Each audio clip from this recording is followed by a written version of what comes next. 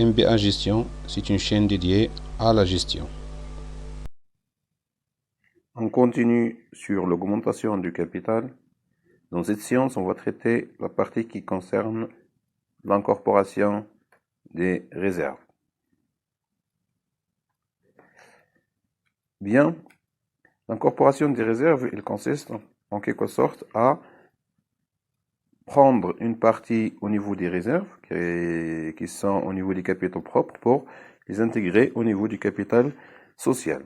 Dans ce cas, les capitaux propres restent constants, même si leur répartition soit modifiée. Juste, on fait une modification des capitaux propres, c'est-à-dire on doit ventiler les montants des capitaux propres entre les réserves et les capitaux de l'entreprise, c'est-à-dire on va diminuer les réserves et on va augmenter le capital social. On distingue l'augmentation du capital par l'augmentation de la valeur nominale. Donc on peut augmenter la valeur nominale des actions, comme on peut augmenter le nombre d'actions et la distribution des actions gratuites. Bien. Commençons par l'augmentation de la valeur nominale des actions. L'augmentation du capital est constatée par l'échange des anciennes actions contre des nouvelles de valeur nominale supérieure. C'est-à-dire, on a échangé les anciennes actions par des nouvelles actions ayant une valeur nominale supérieure. Alors, la nouvelle valeur nominale est égale, bien sûr, capital avant augmentation plus la part des réserves.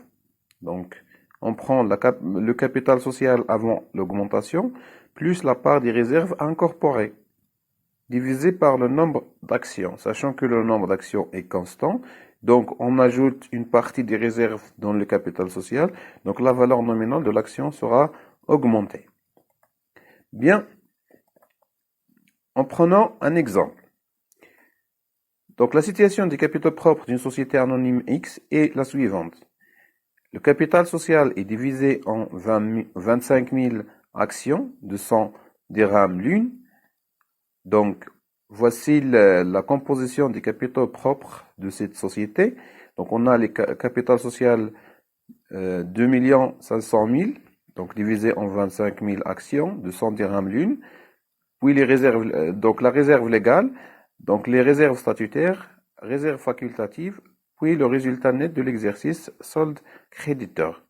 Voilà les valeurs de chaque élément. Sachant que l'actif fictif est nul, la plus-value sur l'actif immobilisé est de 350 000, les moins-values sur l'actif immobilisé est de 150 000, le 5N plus 1, la société décide d'augmenter son capital par incorporation de réserves. Donc, réserve statutaire, 40 000 dirhams, et réserve facultative, 110 000 dirhams. Et l'augmentation de la valeur nominale des actions anciennes. Donc, c'est-à-dire, dans cet exemple, on va traiter l'augmentation de la valeur des actions de cette société. Bien, le travail à faire, donc, c'est de calculer la valeur réelle avant augmentation du capital, puis de calculer la nouvelle valeur nominale, puis de calculer la valeur réelle après augmentation du capital. Et enfin, de passer les écritures comptables au niveau du journal.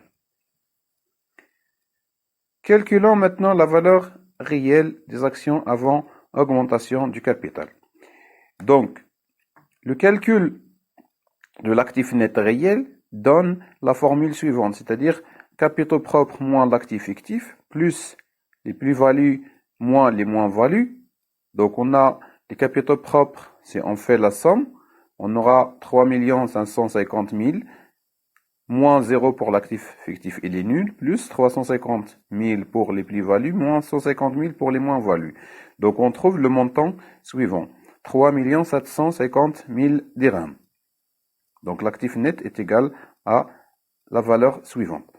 La valeur réelle avant augmentation du capital, donc on prend l'actif net réel divisé par le nombre d'actions. Donc, on a le nombre d'actions anciennes et de 25 000. Donc, on prend l'actif net réel de 3 750 000 divisé par 25 000. Donc, on aura une valeur de 150 dirhams par action, par titre. Donc, chaque titre a une valeur réelle de 150 dirhams. La valeur nominale nouvelle. Donc, on prend, bien sûr, la partie des réserves qu'on va incorporer, qu'on va ajouter au capital avant augmentation. Donc, on a capital avant, plus les réserves incorporées, divisé par le nombre d'actions. Donc, on a 2 500 000 pour le capital avant l'augmentation, plus la partie des réserves qu'on va incorporer, 150 000, divisé par 25 000 actions. Donc, on a la valeur suivante, 106 dirhams par titre. Donc, on a une augmentation de la valeur des actions. La valeur réelle après augmentation du capital, donc on va prendre l'actif net réel divisé par le nombre d'actions. Bien sûr, sachant que le nombre d'actions reste constant, l'actif net réel également reste constant. Pourquoi? Parce que il n'y a pas de changement au niveau des capitaux propres. Toujours, la valeur des capitaux propres reste la même, sauf que on a un changement au niveau de la composition, de la ventilation des valeurs au niveau des capitaux propres. Donc, 3 750 000 dirhams divisé par 25 000 égale à 150 dirhams par titre. Donc, c'est-à-dire, la valeur réelle avant augmentation du capital est égale à la valeur réelle après augmentation du capital. Donc, la prime d'émission, en quelque sorte, est égale à 0. Bien. La situation des capitaux propres après augmentation est la suivante. Donc, le capital social, donc on a 25 000 actions, donc il n'y a pas de changement au niveau de total des actions, mais on a une augmentation de la valeur du capital social, donc de 2 650 000. Alors que la réserve légale reste constante, on a un changement, une diminution des réserves statutaires et des réserves facultatives. Donc, il nous reste au niveau des réserves statutaires 20 000 et pour les réserves facultatives, on a 55 000. Le résultat net de l'exercice reste le même, donc on a un changement au niveau de réserve. Donc, on a pris au niveau des réserves statutaires 40 000, on l'a transféré au niveau du capital social. Pour les réserves facultatives, on a 110 qu'on a retranché, 110 000, on a retranché 110 000 et on a ajouté au niveau de capital social. Bien, pour les écritures comptables au journal de la société. Alors, le 55N plus 1, donc on doit débiter, bien sûr, les montants prélevés au niveau des réserves statutaires, donc 11,51 pour les réserves statutaires, 40 000, et pour les réserves facultatives, 11,52, on a prélevé 110 000, qu'on a ajouté, bien sûr, au niveau du capital social de 150 000 dirhams. Donc, il s'agit d'une constatation de l'augmentation du capital. Donc, c'est-à-dire que les montants prélevés au niveau des réserves, ils sont ajoutés au niveau du capital social. Donc, il s'agit ici d'une modification des valeurs au niveau des capitaux propres. Passons maintenant à la deuxième modalité, qui est l'augmentation des actions, ou bien du nombre des actions. Donc, il s'agit d'émission des actions gratuites.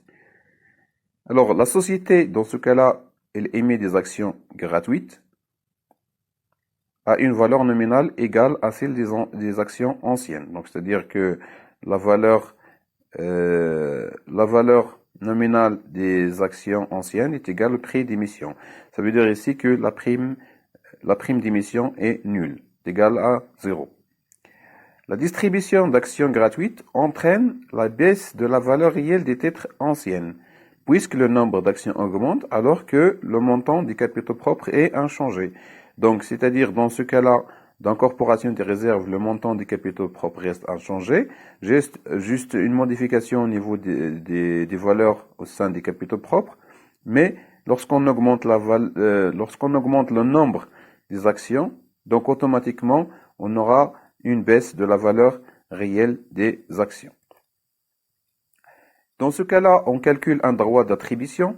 Donc, un droit d'attribution qui permet de compenser la perte de valeur. constaté sur les actions anciennes par le gain réalisé sur les actions nouvelles. Alors, comment on calcule le droit et rapport d'attribution? Pour le droit d'attribution, DA est égal à la valeur réelle de l'action avant augmentation du capital, moins la valeur réelle de l'action après augmentation du capital. Donc, la différence entre les deux valeurs avant et après augmentation, donc, donne la valeur du droit d'attribution. Ou bien on peut le calculer de la manière suivante. Donc, droit d'attribution est égal à la valeur réelle avant augmentation moins la valeur réelle après augmentation. Donc, si on développe la formule, on aura la formule suivante, c'est-à-dire est égal à la valeur réelle des actions avant augmentation multipliée par le rapport entre le nombre d'actions nouvelles donc émises gratuitement sur le nombre total des actions. Donc ici, on a le nombre d'actions anciennes, donc N. N' nombre d'actions nouvelles. Voilà. V, c'est la valeur réelle de l'action avant augmentation du capital. V', c'est la valeur réelle de l'action après augmentation du capital. Le rapport d'attribution, il se calcule de la manière suivante, c'est-à-dire on prend le nombre d'actions nouvelles gratuites divisé par le nombre d'actions anciennes. Donc, c'est-à-dire le rapport entre le nombre d'actions gratuites et les actions anciennes. C'est-à-dire que ce rapport signifie que lorsqu'on a un nombre d'actions anciennes, combien d'actions gratuites on peut obtenir. Prenons un exemple. La situation des capitaux propres d'une société anonyme Z est la suivante. Le capital social est divisé en 15 000 actions de 200 dirhams l'une. Voilà la composition des capitaux propres. Donc, on a le capital social, 3 millions de dirhams, la réserve légale, les réserves statutaires, les réserves facultatives et le résultat net de l'exercice solde créditaire. Donc, sachant que l'actif fictif est nul, les plus-values sur l'actif immobilisé est de 475 000, les moins-values sur l'actif immobilisé est de 250 000 dirhams. Le 5.3 N plus 1, la société décide d'augmenter son capital de 500 000 dirhams par incorporation d'une partie des réserves statutaires de 225 000 et réserves facultatives de 175 000 et la distribution de 2500 actions gratuites de même valeur nominale que les anciennes. Donc, on va prendre pour chaque réserve, en quelque sorte les réserves statutaires de 225 000 qu'on va ajouter au niveau du capital social et pour les réserves facultatives, on va prélever 275 000 dirhams qu'on va ajouter au niveau du capital social. Bien, le travail à faire, bien sûr, on va calculer la valeur réelle avant augmentation du capital, puis la valeur réelle après augmentation du capital, pour calculer par la suite la valeur théorique du droit d'attribution et de calculer le rapport d'attribution, passer les écritures comptables au journal pour la dernière question. Commençons par le calcul de la valeur réelle des actions. Pour ce faire, on doit calculer l'actif net réel, qui est égal capital propre moins l'actif fictif, plus les plus-values, moins les moins-values. Pour les capitaux propres, on a les éléments suivants. Donc, si on calcule le total, on aura 4 550 000, moins 0 pour l'actif fictif, plus 475 000 pour les plus-values, moins 250 000 pour les moins-values. Donc, on aura pour l'actif net réel un montant de 4 725 000. Bien, on va utiliser ce montant pour calculer la valeur réelle avant augmentation du capital. C'est-à-dire, on prend l'actif net réel divisé par le nombre d'actions. Sachant que le nombre d'actions est de 15 000, donc si on divise 4 725 000 par 15 000, on aura 315 dirhams par action. Donc, chaque action a une valeur avant augmentation du capital de 315 dirhams. Maintenant, la valeur réelle après augmentation du capital, sachant que l'actif net réel reste constant parce qu'il n'y a pas de changement au niveau des capitaux propres. Donc, ce qui change, c'est le nombre d'actions. Donc, on a 4 725 000 dirhams divisé par le nombre total des actions après augmentation. Donc, on a 15 000 actions plus 2500 actions. Donc, on aura pour le nombre total des actions 17 500 actions. Alors, le rapport entre l'actif net réel et le nombre d'actions donne la valeur de 270 dirhams par action. Donc, la valeur après augmentation est de 270 dirhams. Donc, on remarque une baisse de la valeur réelle de 315 à 270. Donc, une baisse de la valeur des actions. Bien, alors cette baisse, bien sûr, elle va être compensée par les droits d'attribution. Bien, le calcul du droit d'attribution va donner les valeurs suivantes.